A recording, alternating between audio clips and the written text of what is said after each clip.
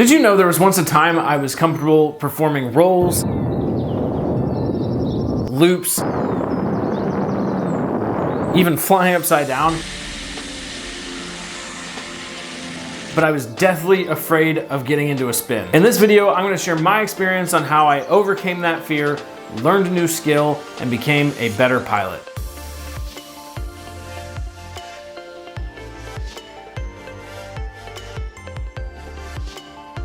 Hello everyone, welcome back to Average Aviator. I'm Travis, and if you're new here, I'm just an average guy and I share my aviation experiences with others to try to help educate and perhaps entertain a little bit as well. So if that's something that you think you might be interested, please consider subscribing. Like I said in the beginning, this video is going to be on how I was afraid of getting into a spin and then how I learned to overcome that fear and conquer the spin. But really, if you don't know what I mean by spin, basically it's just when an airplane gets into a condition where both wings are aerodynamically stalled, which means they're not really producing any lift, but one wing is stalled more than the other, and then gravity is pulling the airplane towards the ground, and so the airplane is auto-rotating towards the ground in a spiral path.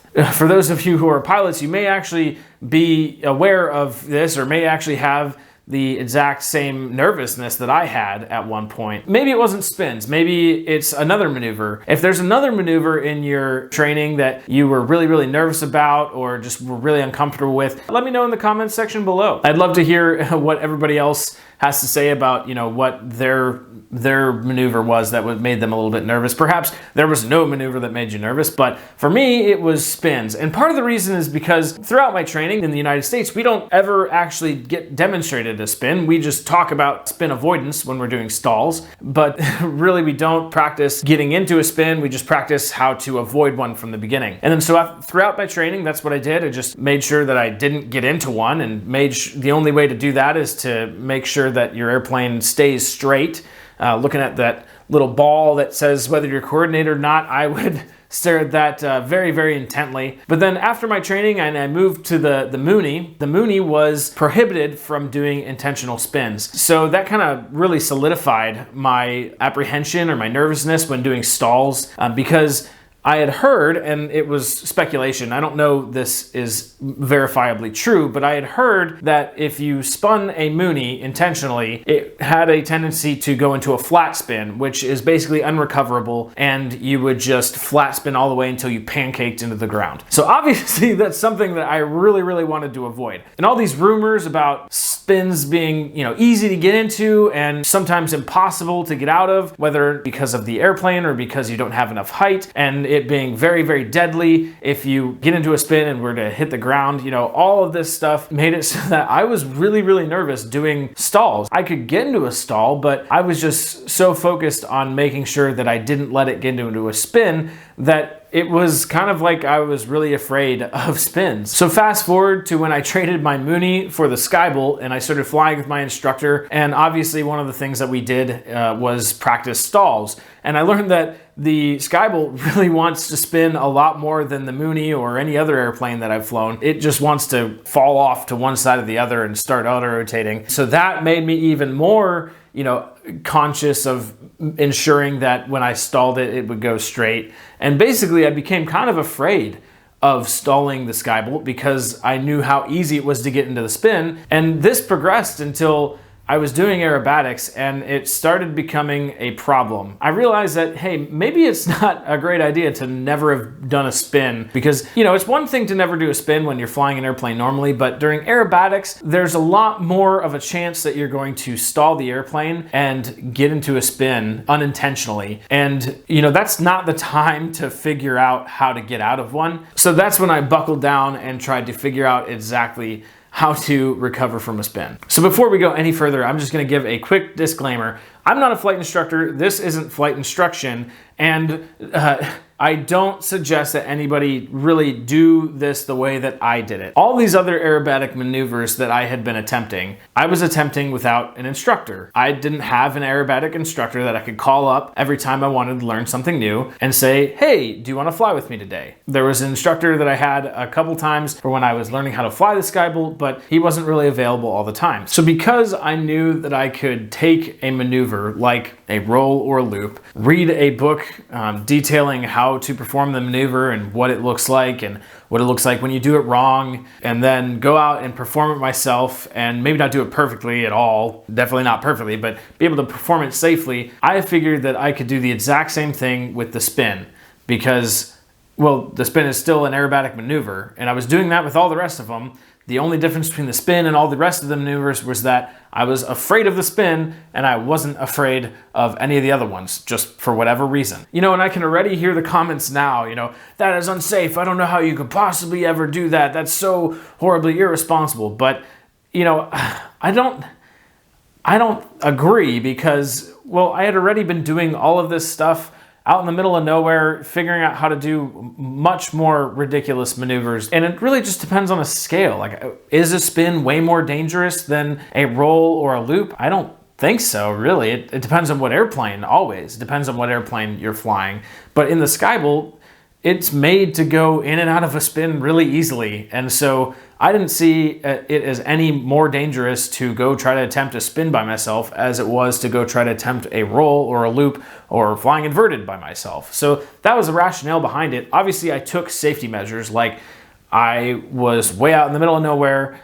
There was nothing underneath me. I was really, really high to try to give myself enough time just in case. And beforehand, I studied for about a week, you know, of just going through the procedures on how to recover from spins. There's a couple different procedures out there that people use, but I reviewed all of those. I reviewed videos on what spins look like and, you know, how people got out of them. And then I read the books again, and I even sat in the chair and chair flew it a little bit, just, you know, getting the idea of what a spin might look like and how to get in and out of one. And then finally, it came to the day. I figured, you know what? I can't do any more aerobatics until I learn how to recover from a spin.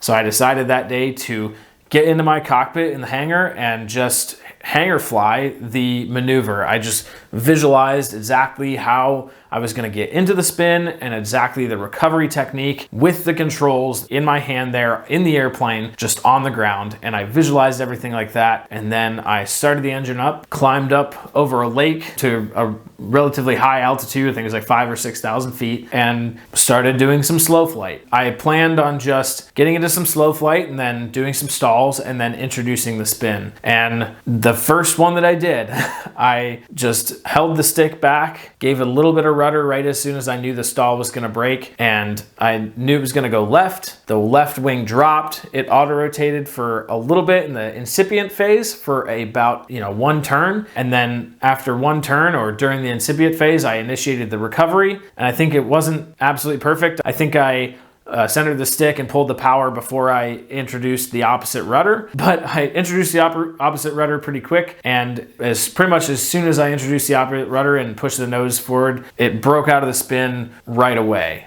And I had done my first spin. I was pretty happy about that, you know? But that first spin really didn't get out of the incipient phase of the spin. So the next time I climbed back up, I got into a spin the exact same way and just held it a little bit longer until it was one turn, two turns or so. And then I put in the controls to recover. And pretty much as soon as I put in the recovery controls, the Skybolt just popped right out of the spin, and I just slowly pulled up and out and leveled off. And it was a great feeling to know that I went from fearing this you know, thing that I thought would just kill me if I got into it, to being able to get in and out of it as I pleased without any trouble at all. I mean, it was so controllable that I decided to, on that same flight, when I learned how to spin, I decided to try to recover from the spin on a specific heading, because that's what you do in a competition. And so I picked a heading. You know, I was along a lake, and I said, I'm gonna get into a spin on this heading, and I'm gonna try to recover on this exact same heading. And so I put it into a spin and held it for 2 or 3 turns. I'm not entirely sure exactly which one, but then I put in the recovery inputs, and I came out on the exact heading that I wanted to. It was so controllable in the Skybolt, and you can see how awesome this felt to recover on the exact same heading that I wanted to. You can see it in my face as I pull out of the maneuver, and how great of a feeling that was. You know, I took this maneuver that I was once, you know, super nervous about and afraid to get into, and in just one flight, instead of shying away from it, I specifically trained and got myself ready to be able to do it, and then I went out and conquered it. And that was just such a great feeling. So in one sense, it was really awesome to learn how to do a spin and conquer that fear, but in another sense, it was more than that. It was the fact that now that I was able to do spins, I was able to progress onto more aerobatics and more difficult maneuvers and be a safer pilot. And I think that this whole story or experience is applicable to not just airplanes or flight training. It's also applicable in normal life. I think that there's a lot of times in our life where there's something that we're just nervous about, we're afraid of, and we just simply avoid it. And I think that, that works for a while, but eventually you're either going to come to two things. You're either going to limit yourself on what you can do because you're not willing to face that fear, and you're just the constant avoiding it is going to limit what you can do, or you're going to come to a point where there's nothing you can do but do the thing that you're afraid of, and you might be in a situation where you wish you had figured it out before you absolutely had to. Now, I just want to reiterate the fact that I am not advocating for everybody to go out and attempt spins on their own without any training.